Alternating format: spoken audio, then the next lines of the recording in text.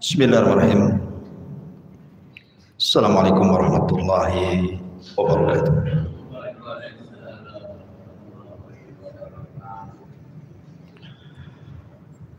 Alhamdulillah, salatu wassalamu ala rasulillah wa ala alihi wa sahbihi wa mawalah wa la hawla wa quwwata illa billahi wa ba'd. Baik, kita akan lanjutkan kajian kita, masih membahas Qasasul Anbiya dari Qasasul Quran, dan kita masih membahas tentang kisah Isa bin Maryam alaihi salatu wassalam. Namun sebelum kita menceritakan tentang Nabi yang terakhir dari Nabi-Nabi Bani Israel, Isa bin Maryam, kita akan mengenal silsilah keluarganya dulu, dimulai daripada kisah Alu Imran. Dalam Al-Quran ada surat namanya Al-Imran. Jadi kalau kita berkisah tentang Isa, maka tidak lepas daripada kisah Alu Imran, atau Al-Quran mengatakan Al-Imran.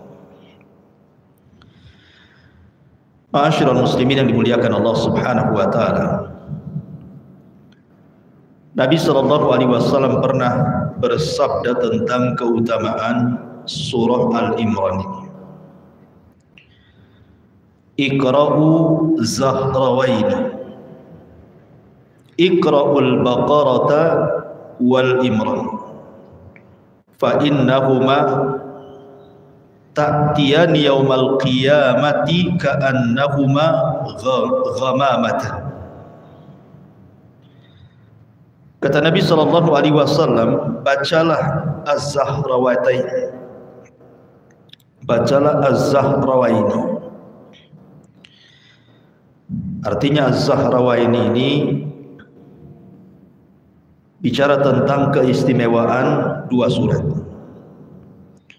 Pertama, bacalah surah Al-Baqarah, dan yang kedua surah Al-Imran.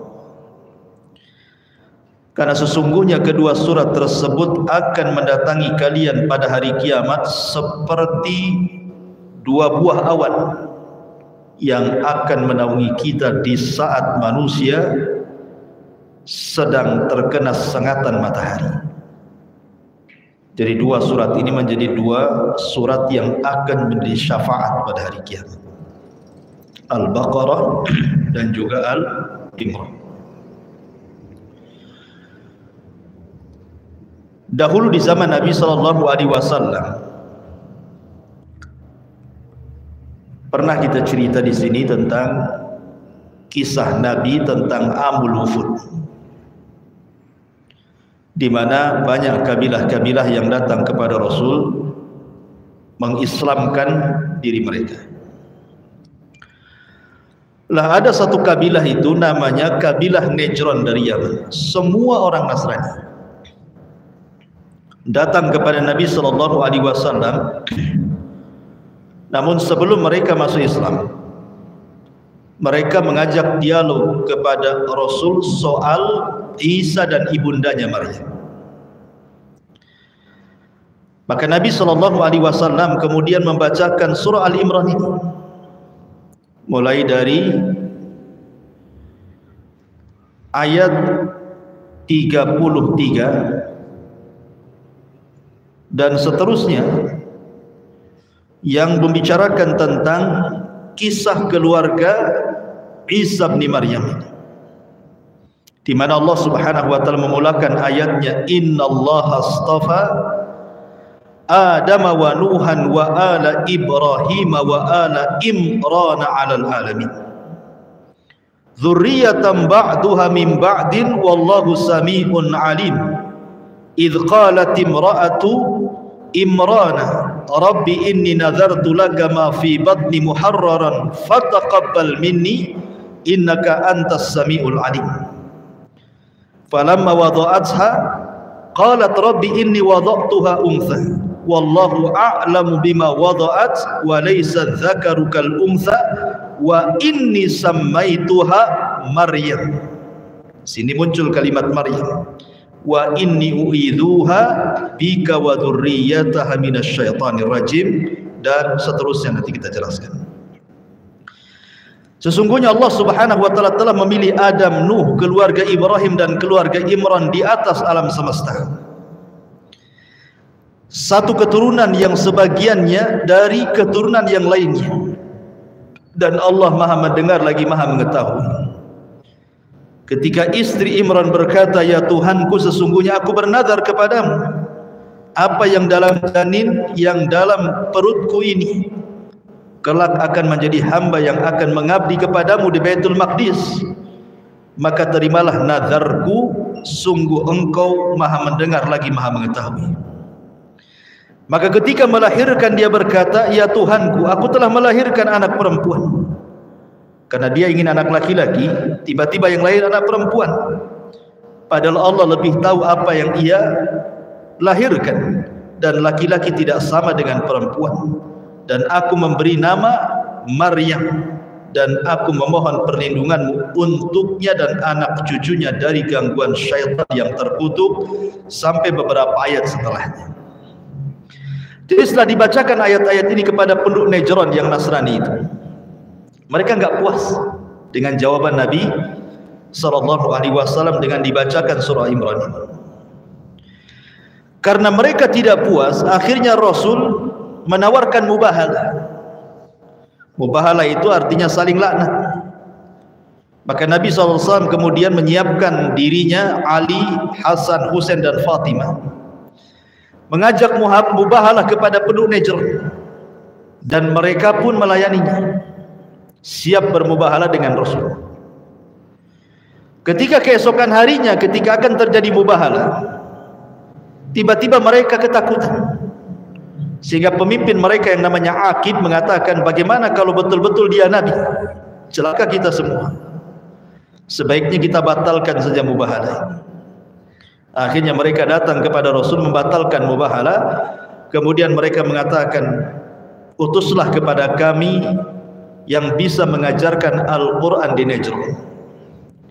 Maka Nabi SAW mengatakan, ya, saya akan utus kepada kalian orang yang paling amanah dari umat ini. Kemudian Rasul menunjuk Abu Ubaidah ibnul Jarrah. Makanya Abu Ubaidah ibnul Jarrah adalah aminu hadhil ummah, orang yang paling amanah di dalam umat Islam. Dialah Abu Ubaidah ibnul Jarrah. Baik, ma'asyiral muslimin yang dimuliakan Allah Subhanahu wa taala. Dari kisah asbab, beberapa asbab nuzul dari surah Al-Imran ini kita tahu bahwa Nabi SAW ketika berdialog dengan orang-orang Nasrani menyebutkan tentang keluarga Imran. Siapa keluarga Imran ini? Ini yang kita akan bahas.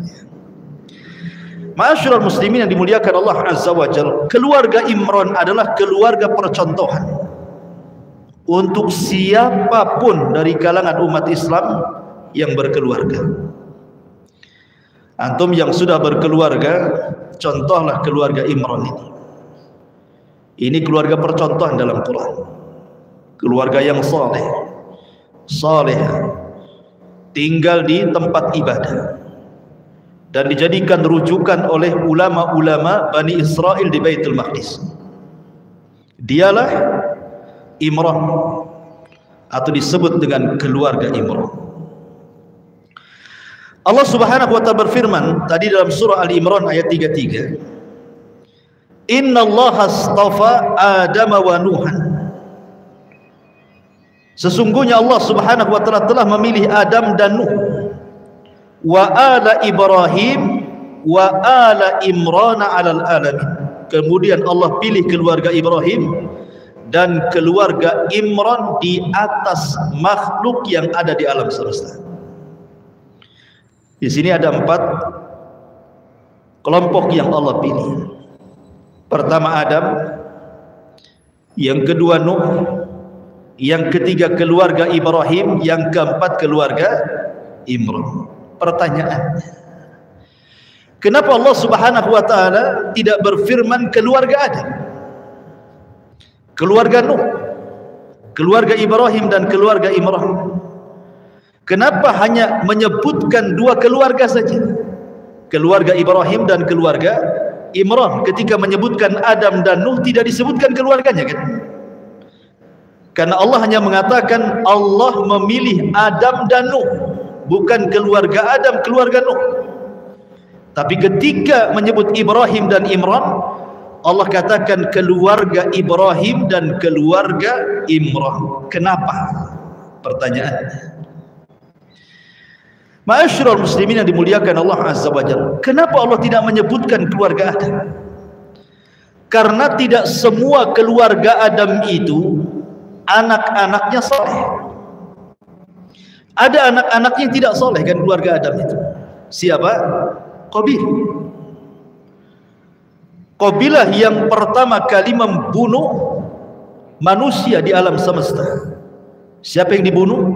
Saudaranya Habil. Sehingga Allah Subhanahu wa taala firmankan tentang kisah Qabil ini di dalam surah Al-Maidah. Bisa baca dalam ayat 27 sampai 31.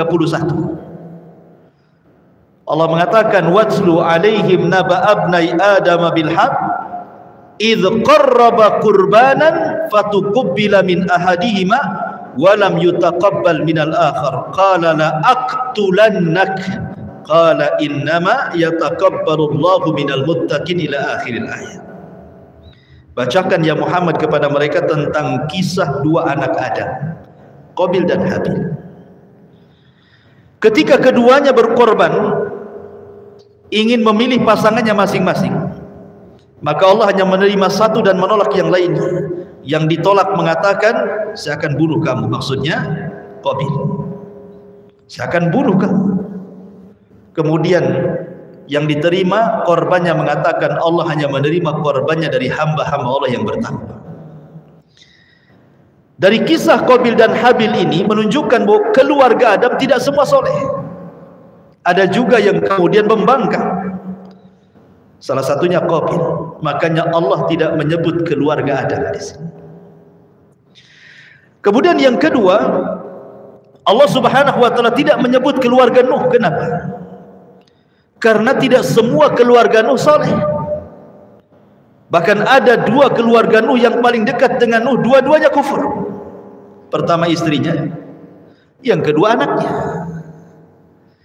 Allah Subhanahu wa taala firmankan tentang istrinya di dalam Al-Qur'anul Karim, wa daraballahu mathalan lilladzina kafaru imra'ata nuhin wa imra'ata lut kanata tahta abdaini min ibadina salihaini fakhanatahuma falam yubniya anhuma minallahi syai'a wa qila dkhulan nara ma'ad dakhilin.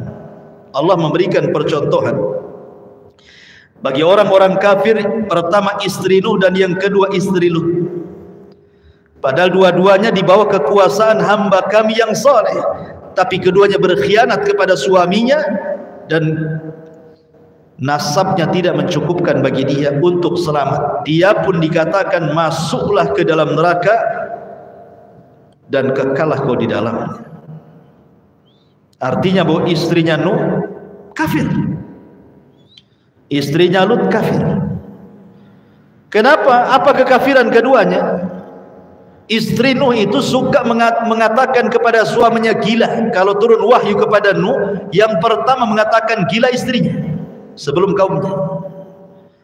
Adapun istri Lut bekerja sama dengan preman, kemudian mengganggu setiap tamu laki-laki yang datang ke rumah Lut, maka akan diculiknya dan diperkosanya.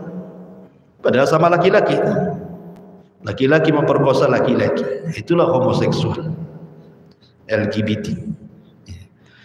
Kemudian juga Allah Subhanahu wa taala menceritakan tentang kisah Kanaan. Kan'an ini atau dalam bahasa kita disebut Yam, namanya Yam. Orang-orang mereka ahli kitab menyebutnya dengan Kan'an.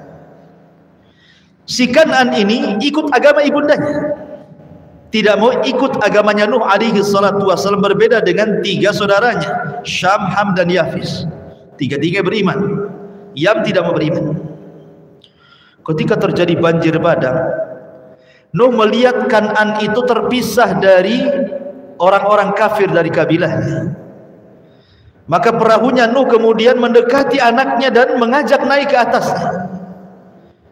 Dan Nuh mengatakan kepada anaknya dan mengatakan, ya bunayyar kam ma'ana wa la takum ma'al kafirin. Wahai anakku, masuklah kau ke dalam perahu, jangan seperti orang-orang kafir, mereka akan tenggelam. Tapi anaknya mengatakan dengan pedenya, sa'awi ilal jabali ya'simuni minal ma'. Tak, saya akan naik ke gunung, air ini tidak akan sampai kepadaku. Maka Nuh mengatakan, la asimal yawma min amrillah. Anakku, hari ini tidak ada yang selamat kecuali di perahu ini. Tapi Kan'an tetap nekat. Nuh semakin membujuk, semakin nekatnya, sampai akhirnya Allah subhanahu wa ta'ala mengatakan, ya Nuh, innahu laysa min ahlik, innahu amalun ghairu salih. Nuh, tinggalkan anakmu, dia bukan keluargamu lagi, dia bukan orang baik, tinggalkan. Menunjukkan bahwa anaknya Nuh kufur. Makanya Allah tidak menyebut dengan keluarga Nuh. Beda dengan dua keluarga setelahnya, keluarga Ibrahim dan keluarga Imran. Adapun keluarga Ibrahim alaihi salatu wassalam ma'ruf, keluarga yang berkah. Dari Hajar lahirlah seorang Nabi Ismail, dan diakhiri dengan kerasulan Nabi kita Muhammad sallallahu alaihi wasallam. Dari jalur Sarah lahirlah Ishak, dari Ishak lahirlah Yakub, dari Yakub lahirlah Yusuf, dan ribuan nabi-nabi Bani Israel terlahir dari keluarga Yakub. Makanya berkah keluarganya Ibrahim itu, dan dia adalah percontohan dakwah tauhid. Makanya disebut Abu Tauhid, bapaknya tauhid, dan dia adalah Abul Anbiya, bapaknya para nabi. Dan keluarganya saleh dan salihah, percontohan. Makanya kita selalu dalam salat kita menyebut keluarga Ibrahim. Allahumma salli ala Muhammad wa ala ali Muhammad kama sallaita ala Ibrahim wa ala ali Ibrahim. Wa ala itu artinya keluarga Ibrahim.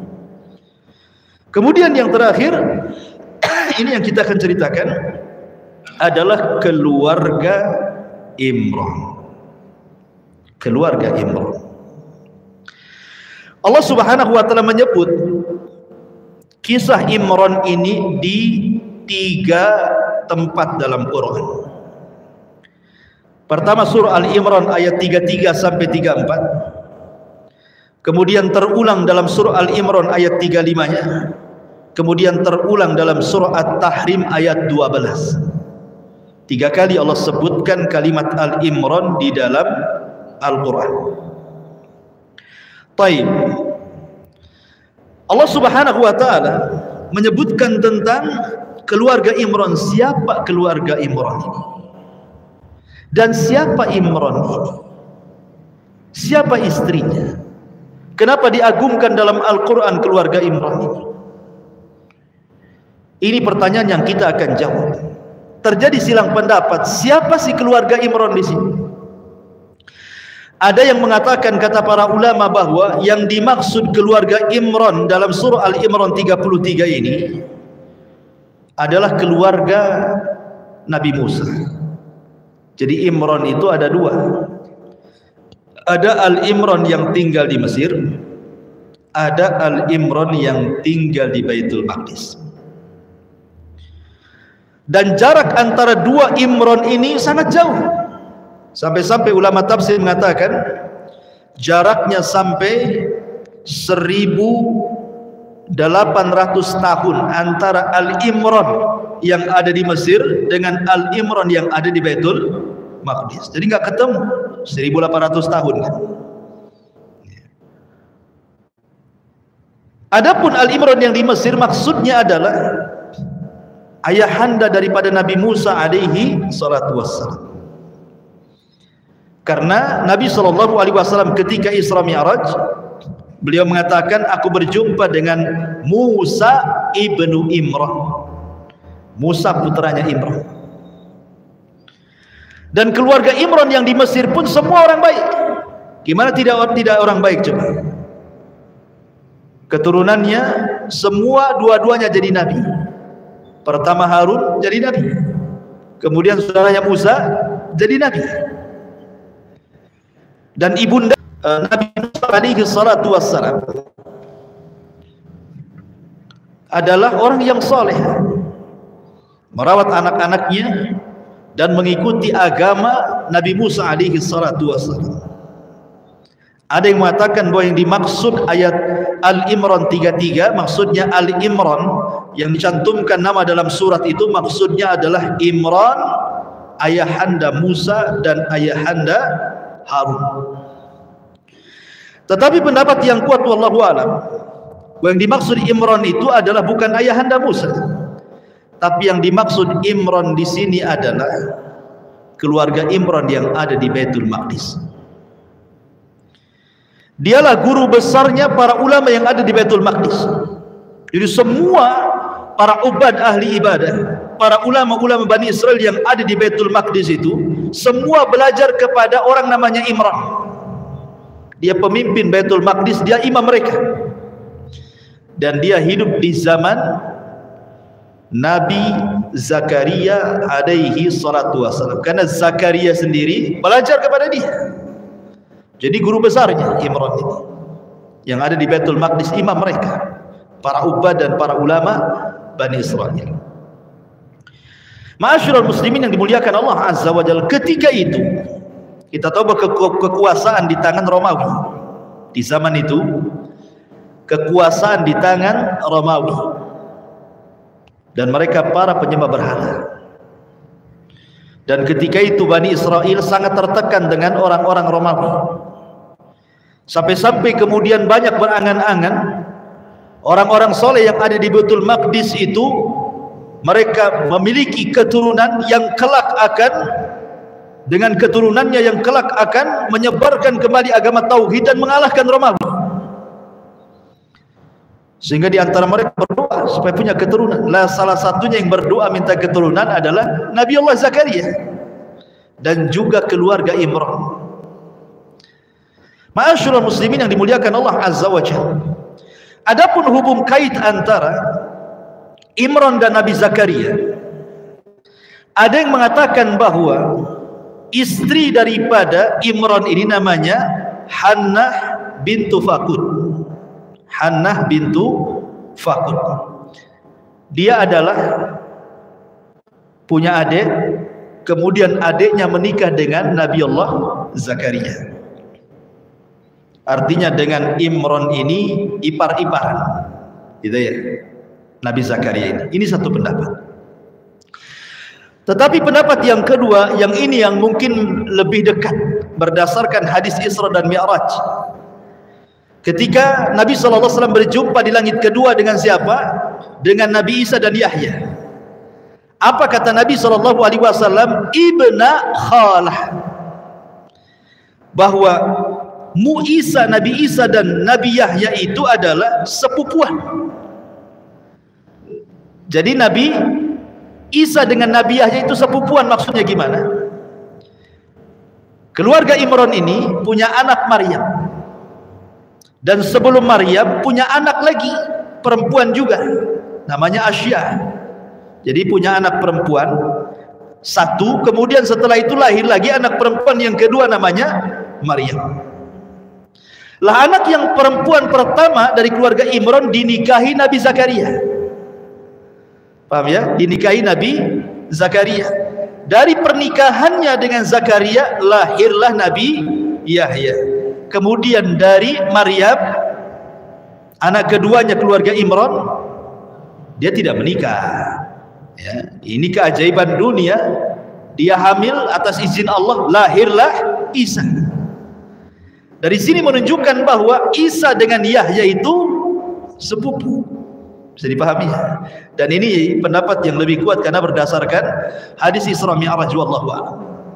Artinya bahwa keluarga Imran ini sezaman dengan Nabi Zakaria. Bahkan Zakaria itu menantunya. Ya. Kita kembali ke kisah.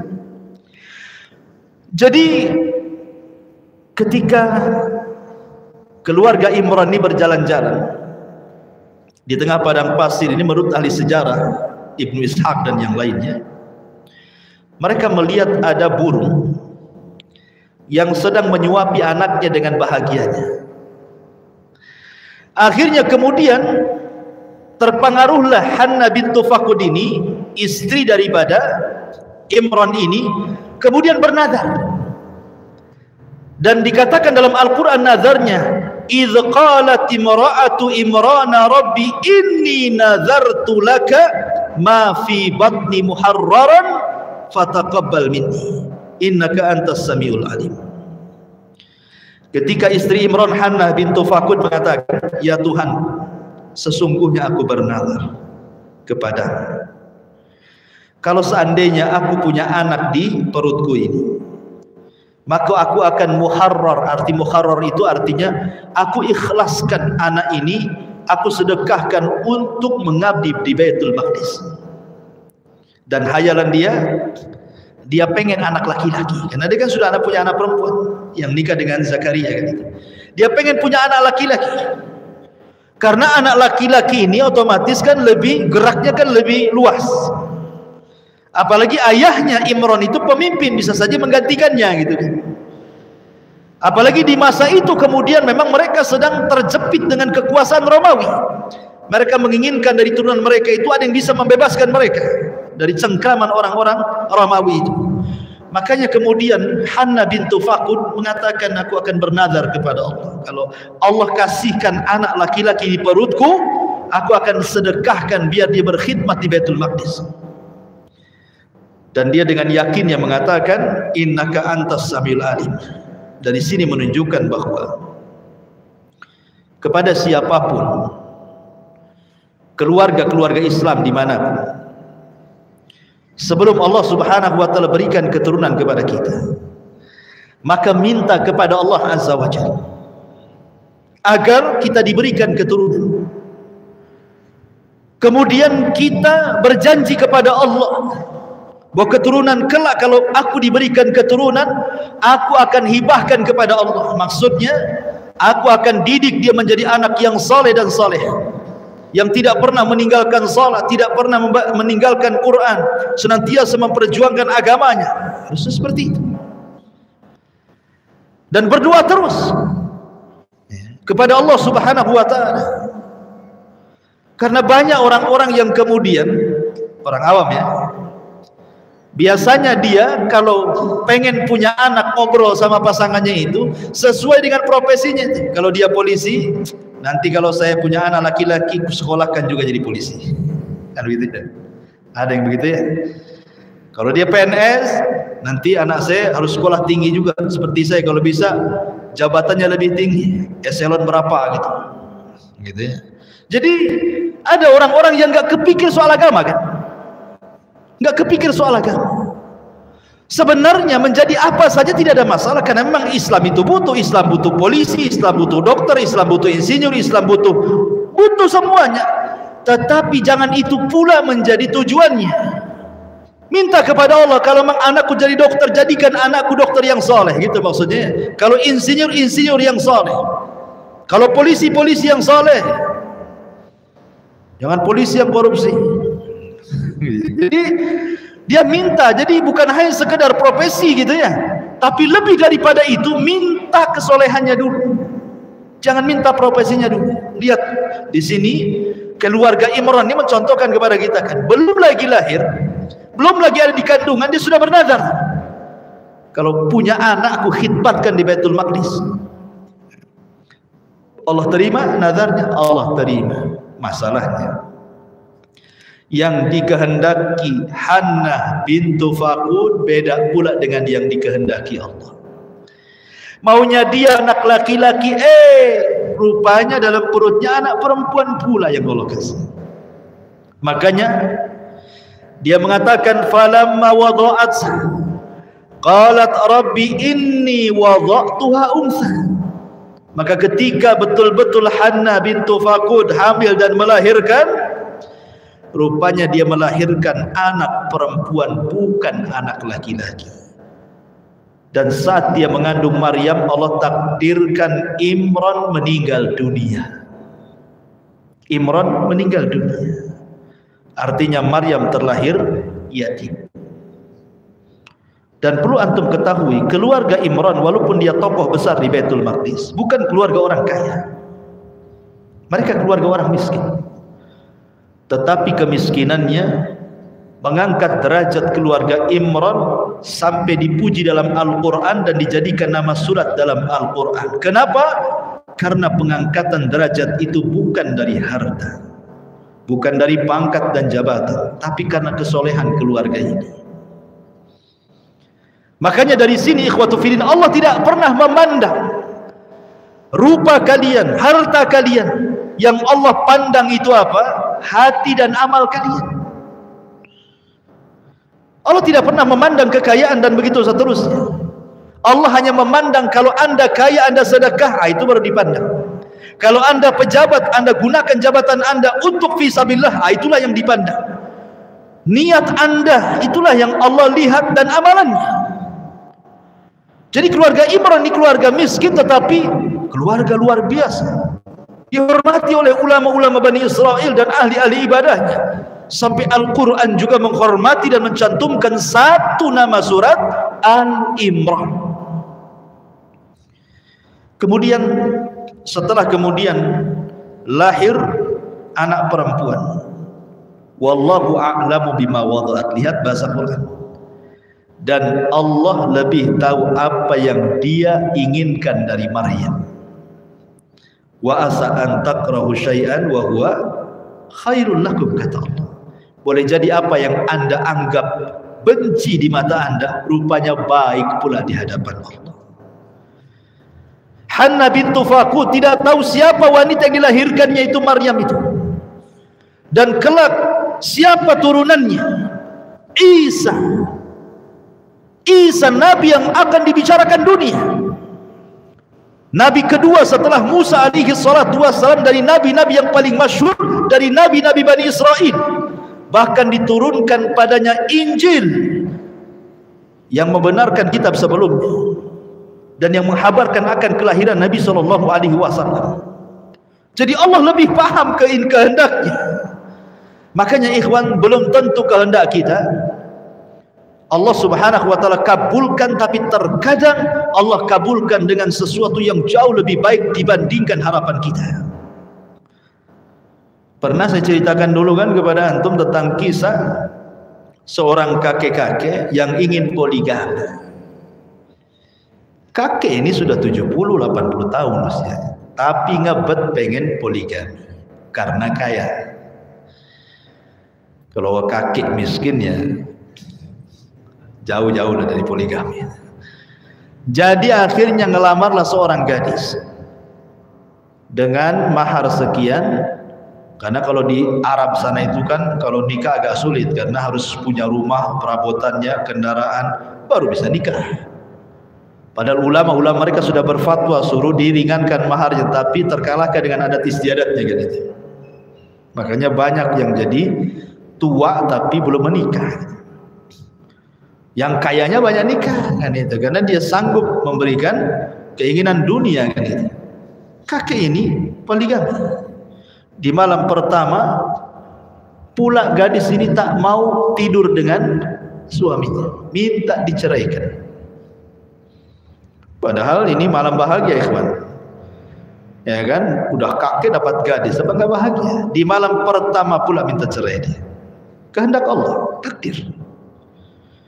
Akhirnya kasihan sang kakek, menceraikanlah wanita, diceraikan gadis itu. Tetapi karena cintanya sudah menusuk dadanya, setiap malam sang kakek ini berdoa kepada Allah dengan mengatakan, Allahumma ruddaha alayya, ruddaha alayya. Ya Allah, kembalikanlah si dia kepadaku, kembalikan si dia kepadaku. Tapi Allah tidak kabulkan keinginannya. Rupanya sang gadis itu setelah 1 tahun lewat dari perceraiannya menikah pula. Sama dengan kakek juga, spesialis kakek mungkin dia. Tapi kaya juga, tapi tidak dipoligami. Rupanya Allah takdirkan baru 2-3 hari menikah, dia divonis kanker payudara si gadis ini. Baru 3 hari menikah, belum senang-senang. Tiba-tiba sudah sakit, tervonis kanker payudara, dimasukkan ke hospital. Rupanya semakin hari semakin memarah, terpaksa harus diangkat payudara sebelah kirinya. Setelah terjadi operasi, diangkat pula payudara yang sebelah kanan, merembet ya tumornya itu. Sementara suami yang kedua ini sudah habis-habisan mengobati si wanita itu, habis ludes kekayaannya. Sampai 1 tahun dia koma, nggak bangun-bangun. Ketika sudah habis ludes hartanya, tidak tertolong, meninggal pula gadis ini. Apa yang terjadi dengan kakek yang pertama? Secara materi dunia rugi kan? Karena hartanya habis, baru nikah 3 hari, sakit, kemudian setahun koma, habis duitnya untuk obat dia, nggak dapat apa-apa. Coba bayangkan, kalau doa kakek yang pertama dikabulkan, ya Allah kembalikan gadis itu kepadaku, betul-betul dikembalikan, kemudian sakit, apa nggak ludes hartanya? Paham nggak? Ya. Disilah terkadang Allah itu mengabulkan doa dengan cara yang lain. Ada yang lebih baik pengabulannya. Terkadang pengabulannya apa? Dengan dihindarkan dari bahaya. Yang kalau menimpa, terkadang keinginannya minta rizki tidak lebih besar daripada bahaya yang akan menimpanya. Begitulah keluarga Imran berdoa kepada Allah Azza wa Jalla, ingin anak laki-laki, rupanya dia kasih anak perempuan, tetapi itu kehendak Allah. Di balik itu ada hikmah besar yang tidak diketahui keluarga Imran. Masyarul muslimin yang dimuliakan Allah Azza wa Jalla. Kemudian Allah mengatakan, wa laysa dzakaru kal untha wa inni samaituha Maryam. Dan tentu laki-laki kan beda dengan perempuan. Dan aku beri nama bayi tersebut dengan nama Maryam. Baru lahir sudah dikasih nama. Padahal sunnahnya memberi nama dalam Islam itu hari ke-7. Memberi nama, akikah, cukur rambut, ditimbang rambutnya dengan emas, emasnya disedekahkan. Itu sunnahnya. Tapi bukan berarti kemudian tidak boleh memberi nama di awal kelahiran, boleh. Nabi pernah memberi nama di awal kelahiran bayi dari Maria Kibtiyah, putranya Ibrahim. Saat lahir malam itu, Rasul senang, langsung dikasih nama Ibrahim. Boleh, tidak mesti hari ke-7, walaupun sunnahnya hari ke-7. Karena Allah mengatakan, wa inni samaituha Maryam wa inni u'idzuha bika wa dzurriyyataha minasyaitonir rajim.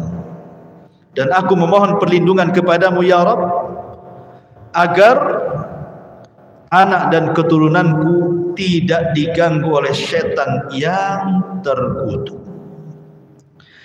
Masyarul muslimin yang dimuliakan Allah Azza wa Jalla, di sini ada faedah besar. Faedah besar bagi kita.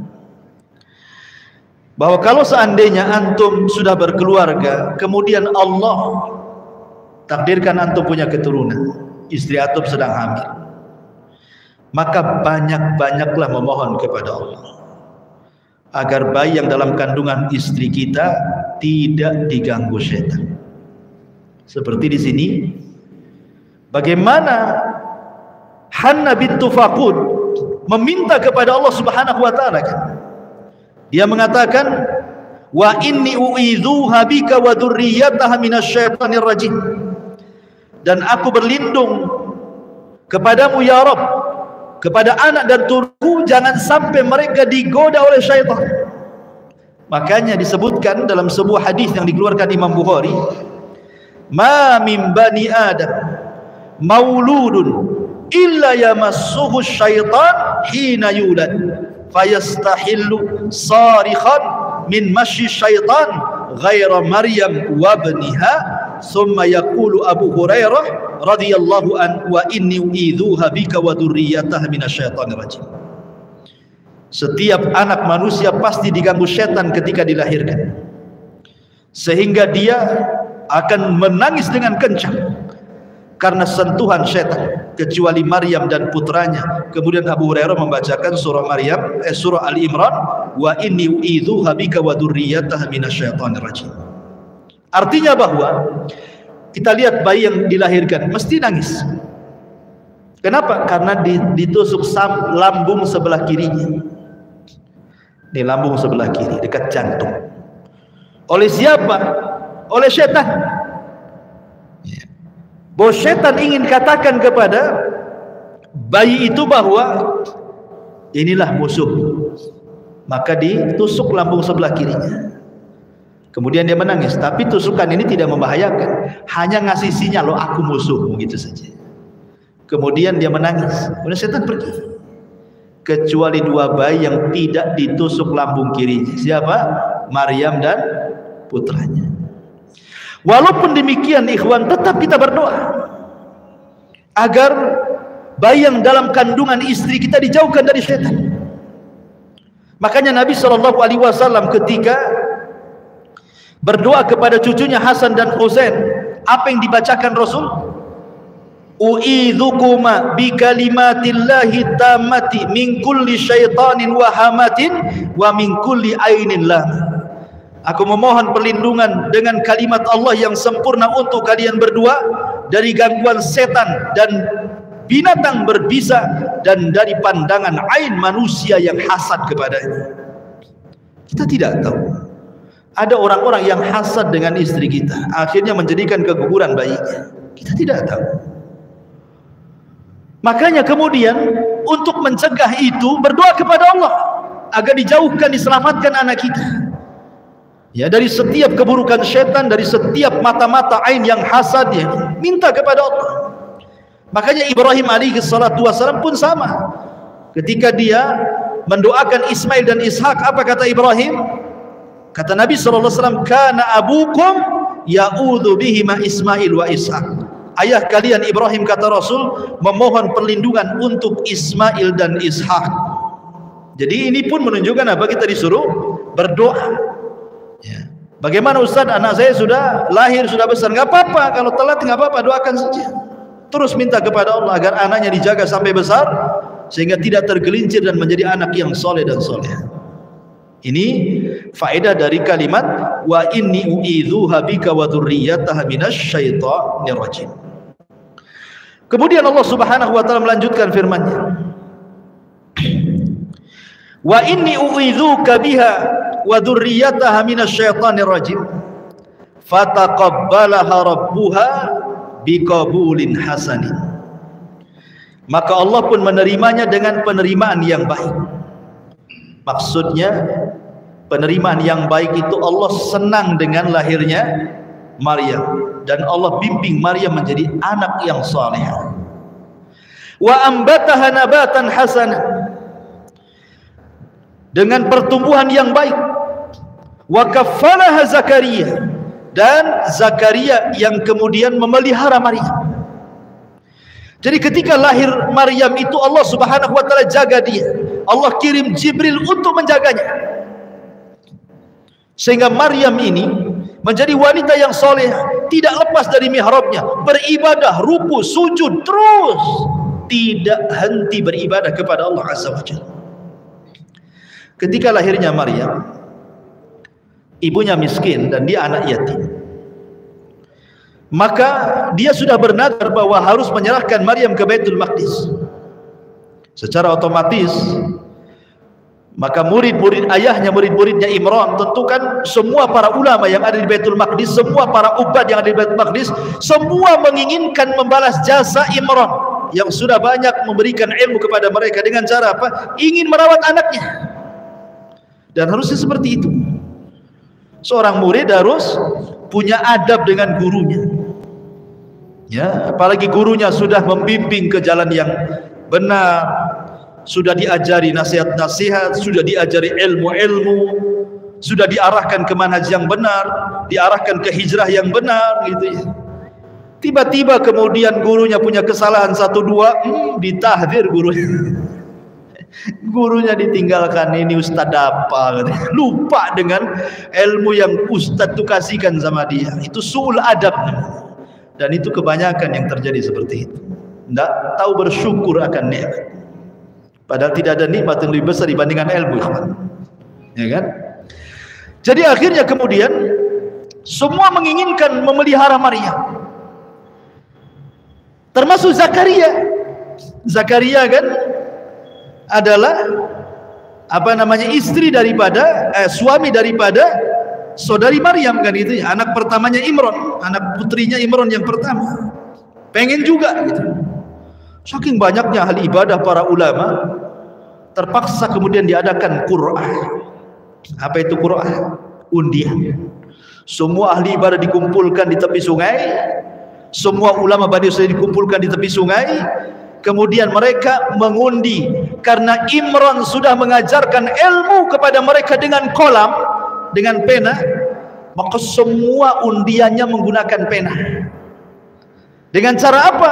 Di situ ada sungai yang deras, dilempar penanya. Siapa yang hanyut dan tenggelam, gagal dia. Siapa yang hanyut dan tenggelam, gagal dia. Satu persatu pena itu dilempar ke air yang deras itu. Hanyut, tenggelam, hanyut, tenggelam, hanyut, tenggelam. Kecuali penanya Zakaria. Dia tidak hanyut, dia tegak berdiri di atas sungai dan melawan arus. Berarti undiannya jatuh kepada siapa? Nabi Zakaria. Makanya kemudian undiannya juga disebutkan dalam Al-Quran kan, tentang kisah undian Zakaria dengan Ubad dan ulama-ulama Bani Israel ini di dalam Al-Quran disebutkan. Idh yulquna aqlamuhum ayyuhum yakfulu Maryam, ketika mereka melempar pena-pena mereka, siapa di antara mereka yang berhak merawat Maryam? Rupanya pena Zakaria yang tidak jatuh, berdiri pula dia di sungai. Berarti Zakaria berhak untuk merawat Maryam. Maka Allah mengatakan wa kaffalaha Zakaria. Nama Zakaria pun kemudian memelihara Maryam. Maka Zakaria pun betul-betul membimbing Maryam. Diajarkan apa yang diketahui dari dia seorang nabi, dari ilmu-ilmu, dari kitab-kitab Taurat Nabi Musa kan itu ya. Dan juga ajaran Musa alaihi salatu wassalam, karena ketika itu kan memang masih mengikuti ajaran Taurat. Isa kan belum jadi nabi, belum lahir pun dari Maryam, berarti ajarannya masih ikut Taurat. Jadi Maryam diarahkan kepada ajaran Taurat sampai jadi wanita salehah, ahli ibadah. Tidak boleh menikah di situ, dia ibadah saja, ibadah semua. Sampai akhirnya Allah berikan karamah, saking ibadahnya yang luar biasa Allah berikan karamah. Apa karamahnya? Kullama dakhala 'alaiha Zakaria al-mihrab wajada indaha rizqa qala ya Maryam anna laki hadha qalat huwa min indillah innallaha yarzuqu man yasha'u bighairi hisab. Jadi setiap Zakaria masuk ke dalam mihrab Maryam itu yang kecil itu, selalu ada makan, selalu ada buah-buahan. Yang mengherankan Zakaria ini, kenapa buah-buahan yang tidak musimnya dia ada? Umpamanya tidak musim durian ada durian, tak musim manggis ada manggis, tak musim duku ada duku. Makanan yang harusnya di musim panas ada pula di musim dingin. Makanan yang harusnya di musim dingin ada pula di musim panas. Ini siapa yang ngasih ini? Kok ada makanan-makanan ini? Takjub Zakaria, aneh ini, siapa yang ngantar nih? Subhanallah, Maryam hanya mengatakan ketika ditanya, ya Maryam, anna laki hada, dari mana makanan-makanan ini semuanya? Qalat, maka Maryam mengatakan, huwa min indillah, semua makanan itu datang dari Allah. Innallaha yarzuqu man yasha'u bighairi hisab. Allah memberi rezeki kepada siapapun yang dikehendaki tanpa perhitungan. Dan ini menunjukkan kemuliaan Maryam yang tidak diketahui Hannah bintu Fakhud ketika melahirkan anak perempuan. Allah muliakan, dan semua ulama memuliakan. Ma'asyiral muslimin yang muliakan Allah Azza wa Jalla. Dari sinilah Zakaria mulai berfikir, karena Zakaria usianya sudah 100 tahun, istrinya 90 tahun, tidak punya anak juga. Nggak, karena istrinya sudah tua mandul. Tapi Zakaria ketika melihat, kok makannya aneh. Makanan ini di musim panas ada, di musim dingin pula dia ada. Dan makan ini belum ada musimnya kok ada di sini. Berarti Allah itu tidak mustahil akan mengijabah setiap doa yang memintanya. Jadi Maryam kecil itu dijadikan pelajaran oleh Zakaria. Zakaria mengambil ilmunya tuh. Dari situlah Zakaria mengikut-ngikut Maryam. Dia buat mihrab, tidak pernah keluar dari mihrabnya, beribadah kepada Allah setiap hari, berdoa kepada Allah untuk diberikan keturunan. Karena dia nggak punya keturunan, dia sudah 100 tahun, istrinya 90 tahun, dia anggap mandul. Cemana? Subhanallah. Allah Subhanahu wa taala tidak pernah tidak memberikan permintaan hambanya. Ingat, Allah itu mendengar permintaan kita. Cuma ada dikabulkan secara cash, ada dikabulkan untuk diangkat derajat kita di surga, ada juga pengabulannya dengan cara dihindarkan dari mara bahaya, kan gitu. Tapi berdoa itu tidak ada ruginya. Tidak ada yang mustahil bagi Allah untuk mengabulkan doa. Sesuatu yang dianggap mustahil oleh kita mungkin bagi Allah. Contoh, Umar bin Khattab berdoa kepada Allah, ya Allah, wafatkan aku di Madinah, tempat hijrah nabimu, dengan kondisi syahid. Ini kan doa mustahil. Siapa yang berani menyerang Madinah? Umar lo berkuasa sampai ke Persia. Siapa yang berani menyerang Madinah sehingga Umar harus mati syahid dalam peperangan, kan? Rupanya Allah kabulkan, bukan dengan cara perang, dengan cara dibunuh oleh budaknya Mughirah. Mughirah ini Madinah ketika itu tidak boleh ada orang kafir masuk. Tapi Mughirah terus datang kepada Umar, meminta agar Abu Lu'lu ini masuk ke kota Madinah untuk jadikan pekerja sebagai pandai besi. Karena dia sahabat Nabi, dan terus meminta, akhirnya Umar pun membolehkan. Ya sudah, untuk kamu boleh, tapi yang lain tidak boleh. Dibawalah Abu Lu'lu Majusi ini masuk ke kota Madinah, menjadi pekerja Abu Mughirah bin Syu'bah. Rupanya Umar lewat.